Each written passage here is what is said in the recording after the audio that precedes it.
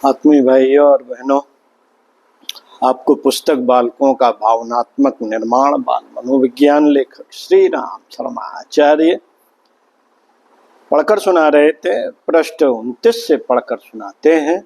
सद्व्यवहार और शालीनता। ठीक इसी प्रकार हमें अपने बच्चों को अभ्यास कराना चाहिए। एक सबसे बड़ी कमी जो हमें अपने समाज में देखने को मिलती है वह यही है कि अधिकांश लोग बातचीत का ढंग नहीं जानते।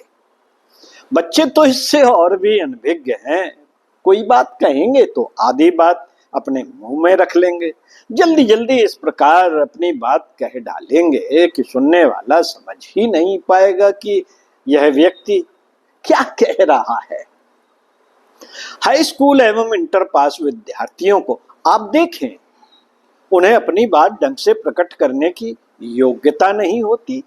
बीए में पहुंचते पहुंचते अभिमान की टोपी उनके सर पर लग जाती है। चलेंगे तो अकड़कर मानो वह बहुत बड़े उच्चाधिकारी के पद पर पहुंच गए हों। अपने अध्यापकों के सामने तो हर वाक्य के साथ जी जोड़ेंगे, मगर किसी बाहर वाले से उनकी बात सुनिए तो इतना बहक कर अकड़ कर उच्छृंखल बातें करेंगे मानो जमीन आसमान का कुलावा मिला देने की क्षमता उनमें आ गई हो। ठीक ढंग से बातचीत करने का प्रभाव अपार है। बात का मर्म जानने वाले को किसी जादूगर से कम नहीं समझना चाहिए। वह हर एक से अपना काम बना लेता है। हमारे विद्यालय में एक लड़का है, वैसे तो वह काम करने में अधिक सक्रिय नहीं है, लेकिन बातचीत करने का ढंग उसे मालूम है। सत्यभाषी भी है। मीठी मीठी बोली बोलकर अपना काम बना लेने की कला में निपुण है। एक बार उसे एक अन्य स्कूल से टीसी लानी पड़ी। जब वह वहां गया तो लिपिक ने 3 दिन के बाद टीसी देने को कहा। वास्तव में नियम भी यही है और वह उस समय कार्य व्यस्त भी था, परंतु कुछ देर चुप बैठने के बाद उस लड़के ने अपनी बात का जादू लिपिक पर चढ़ाना शुरू किया। वह उससे इतना प्रसन्न हो गया कि स्कूल बंद होते टीसी बनाकर प्रधानाचार्य के हस्ताक्षर करवा कर इसे दे ही दिया। बात तलवार से भी अधिक शक्तिशाली होती है। जिसे बात करने की कला का ज्ञान हो गया, उसकी शक्ति राजा की शक्ति से भी बड़ी माननी चाहिए। यह बात आती है शील के अभ्यास से। बचपन से ही आप बच्चे को ठीक ढंग से बातचीत करने का अभ्यासी बनाएं। शील का प्रत्यक्ष प्रदर्शन विनम्रता से होता है। शीलवान व्यक्ति विनम्र होता है और जब भी अपनी बात कहेगा विनम्रता से कहेगा। क्रोध के अवसर पर भी अकड़ कर अपनी बात न कहना विनम्रता है।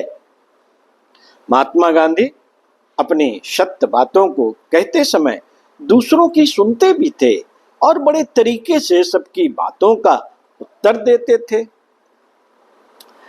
कैसे सिखाएं मधुर भाषण करना? बच्चों को आप जहां सत्यभाषी बनाने का अभ्यासी बनाए, वहां ठीक ढंग से बात करने का तरीका भी बताएं, जिसे आप निम्नलिखित उपायों से कर सकते हैं। शील की बात शील से ही समझना चाहिए।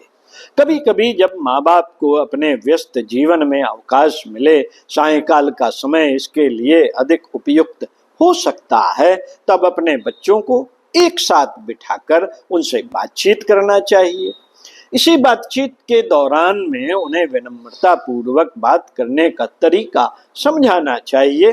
उदाहरण द्वारा उन्हें समझाना चाहिए और जीवन में उसकी उपयोगिता भी बतानी चाहिए। यह क्रम 1-2 बार न चले, वरन महीने में 2-1 बार, जिस दिन आपको भी अवकाश हो और बच्चे के स्कूल में छुट्टी हो तभी होना चाहिए।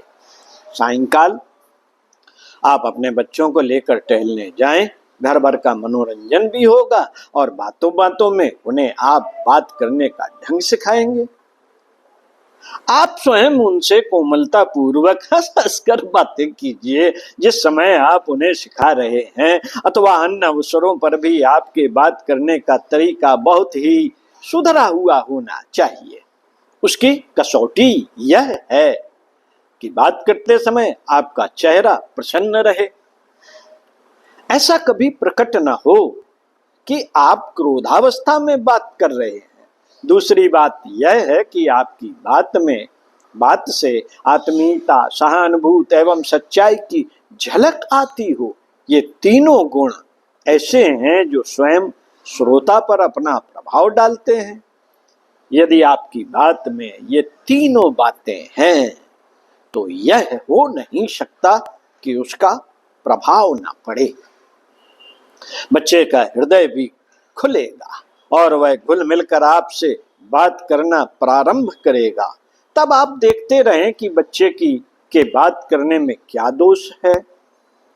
उन दोषों को भी आप धीरे धीरे समझा बुझाकर ठीक करें।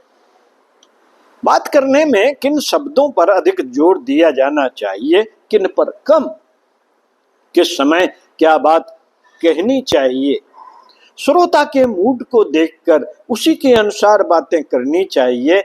इन रहस्यों को भी आप क्रियात्मक रूप से बच्चे को सिखाते रहें। आपके घर में जब मेहमान आवे अथवा कोई भी मिलने जुलने वाले आवे, आप कहीं अपने बच्चों को लेकर जाएं, ट्रेन में यात्रा करें अथवा किसी भोज आदि में जाएं, तो ऐसे स्थानों पर आप ज्यादा से ज्यादा अपने बच्चे को बात करने का अवसर दें। आप कम बोलें अथवा अपनी समान आयु वाले से चाहे आप ज्यादा बात करें, लेकिन बच्चे को बात का अवसर अधिक दें। घर पर आने वालों को नाश्ता करने, खिलाने, कोई चीज लेने देने का अधिकांश कार्य आप बच्चे से लें। जिस प्रकार राजा अपने बड़े पुत्र को युवराज बनाकर राजकार्य में उसे हिस्सा बांट देता है, प्रजा से संबंध स्थापित करना, सेना संचालन एवं प्रशासकीय कर्तव्यों में उसका विधिवत सक्रिय सहयोग लेता है, उसी प्रकार आपका 15 वर्षीय पुत्र आपका उत्तराधिकारी है। अपने घर के आप राजा हैं तो वह युवराज है, उसे अपने सब कर्तव्यों को सिखाइए। जब आपके सामने वह गृहस्थी के कामों में हिस्सा बटाने लगेगा तो उसका अनुभव बढ़ेगा और जिम्मेदारी आवेगी। कर्तव्य को निभाने में सबसे बड़ी बात जो बच्चे को सिखानी है वह है सच्चाई के साथ बातचीत करके दूसरों की सहानुभूति प्राप्त कर लेना। यदि आपका बच्चा अपनी बातों से दूसरों को मित्र बनाने और बड़ों की सहानुभूति प्राप्त करने में सफल होने लगे तो आप निश्चित हो जाइए और इस बात पर विश्वास कर लीजिए कि वह आपका योग्य उत्तराधिकारी निकलेगा। घर में अपने साथियों से, बहनों से तथा माँ से व घर की अन्य स्त्रियों से वह किस प्रकार बातें करता है, इस पर भी आपको ध्यान रखना है। प्रायः यह भी होता है कि बच्चों की जिनसे पटती है या जिन लोगों से वह अपनत्व अनुभव करता है, उनसे तो उसके बात करने का तरीका दूसरे ढंग का होता है, और जिनसे उसकी पटती नहीं उनसे वह अकड़ अकड़ कर तेज में आकर बातें करता है।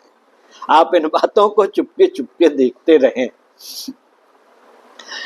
रहें और फिर बच्चे को समय पाकर प्रेम से समझावें कि उसे हर एक से ठीक ढंग से सलीके से बातें करनी चाहिए, चाहे उससे आपकी पटती हो या नहीं।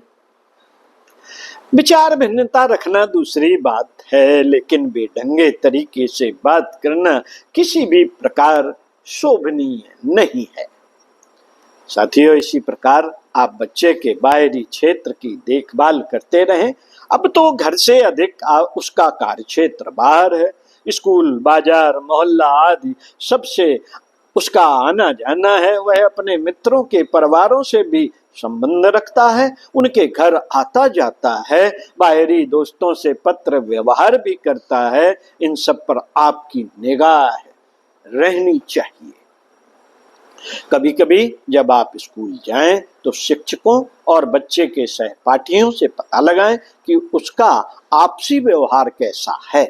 यदि वह सत्य और शील को अपने आचरण में अपनाए हुए है तो निश्चित जानिए कि उसके शिक्षक, सहपाठी सभी उससे प्रसन्न होंगे और उसके प्रति उनकी सहानुभूति होगी। इसी प्रकार बाजार, मोहल्ला अथवा गांव में भी आप जानकारी रखें, एक सीआईडी के समान पता लगाने का कार्य न करें, क्योंकि इसका पता लगने पर आपका बच्चा आपसे द्वेष भाव रख सकता है।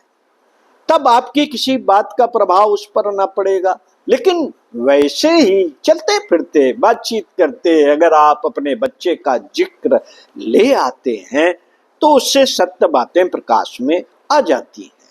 आपको पता चल सकता है कि तब आप भली प्रकार सोचिए कि जो बातें आप उसे सिखा रहे हैं उस पर वह कहां तक अमल कर रहा है।